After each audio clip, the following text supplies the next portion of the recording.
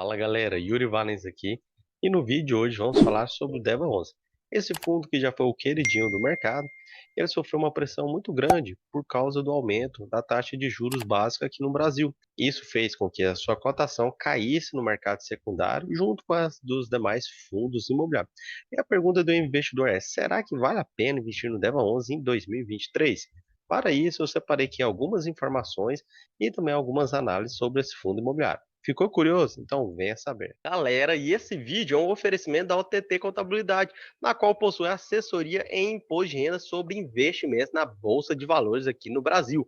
Essa assessoria consiste em relatórios mensais contendo operações comuns de day trade, operações com fundos imobiliários, posição em custódia, rendimentos isentos, rendimentos tributários, apuração e emissão do DARF, do imposto de renda.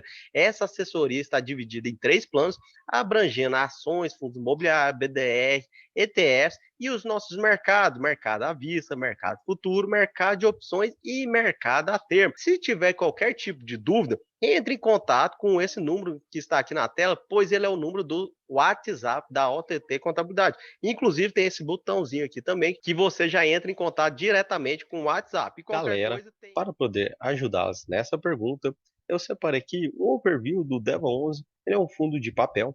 Ele possui atualmente 87,5% do seu patrimônio alocado em CRIs e 6,5% em cotas de outros fundos imobiliários e 6% parado no seu caixa. Atualmente, a subordinação dos seus CRIs estão 37% da série sênior, 37,1% única e 12,3% da série subordinada.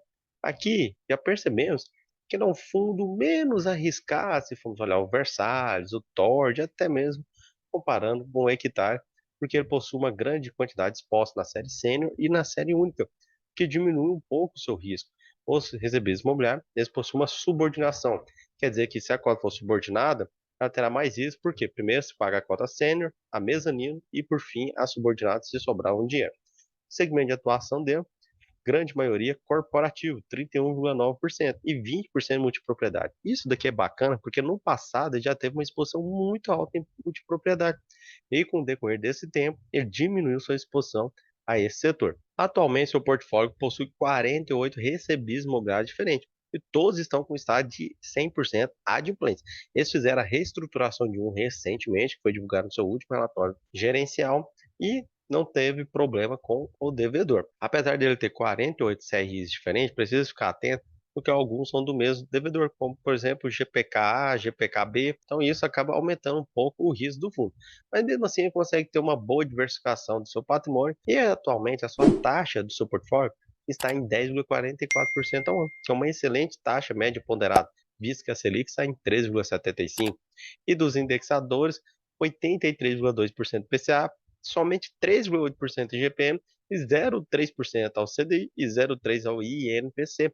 Lembrando que ele já teve uma exposição elevada no IGPM. Isso fez com que ele tomasse destaque em 2020 e 2021, quando distribuiu alta renda por conta do avanço do IGP naquela ocasião, que ultrapassou 30% ao ano. Pois é, agora, depois de todo aquele risco naquele período, os fundos eles migraram para o IPCA. E o bacana é que a sua carteira, 99% dos seus CRIs estão protegidos contra a deflação. Além desse overview, eu separei aqui para vocês um modelo de Gordon de análise adaptada, na qual eu utilizo como referência quando eu vou investir em fundos imobiliários. Coloco alguns dados dos fundos imobiliários aqui, algumas projeções também, expectativas do mercado, e tento descobrir um preço de referência para mim, Yuri. Lembrando que isso aqui não é uma recomendação e que quando você vai investir em um fundo imobiliário, você não deve ficar atento somente a essas informações. Você precisa aprofundar mais sua análise. Caso você queira aprender a aprofundar sua análise, nosso curso de fundos imobiliários está com 40% de desconto durante esse mês de carnaval. Aproveite que o link está na descrição do vídeo e também no comentário fixado. O Deva está com um PL de mais de 1,4 bilhão de reais.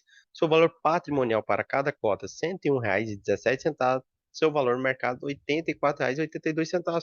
E aqui nós já temos nosso primeiro indicador, que é o PVP, mostrando que o Deva está negociando com valor no mercado com 16% de desconto em relação ao seu valor patrimonial. E isso é um indicador bacana para nós. Sua taxa atual de administração barra gestão, 1,2% sobre o seu patrimônio. E o nosso segundo indicador é o seu dividend yield anual. E esse aqui não é o dividend yield atual, com base nos seus rendimentos distribuídos. Isso aqui é a projeção no futuro para descobrirmos se vale a pena ou não investir nele. Para isso, eu levei em consideração aqui a sua taxa média de juros atual que colocou no seu relatório gerencial e a média da inflação projetada com base na expectativa do relatório Fox divulgado no dia 10/2 de 2023. Para descobrir esse dividend yield, eu somei então essa média de inflação mais os juros do seu portfólio com base no seu patrimônio líquido.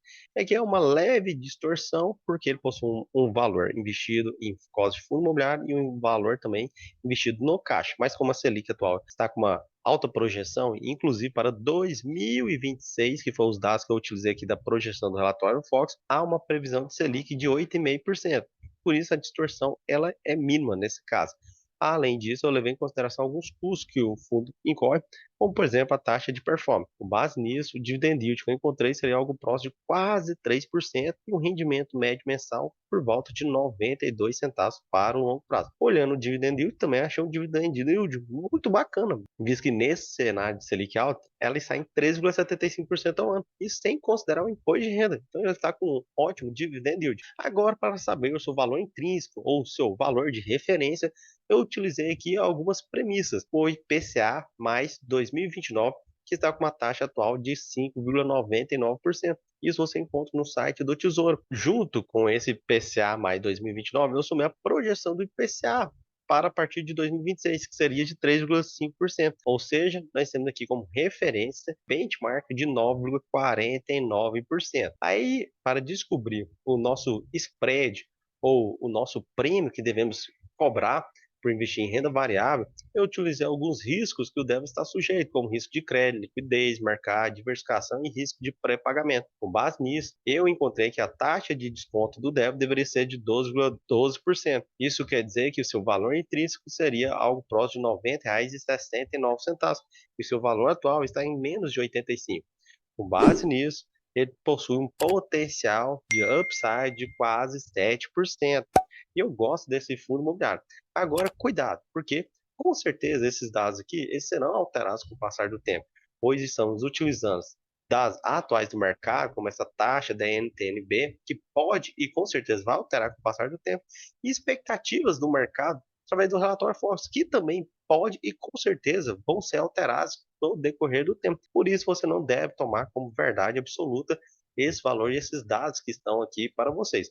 Mas eu trouxe como uma referência para os investidores e também para mim, que sou cotista do DEVA11.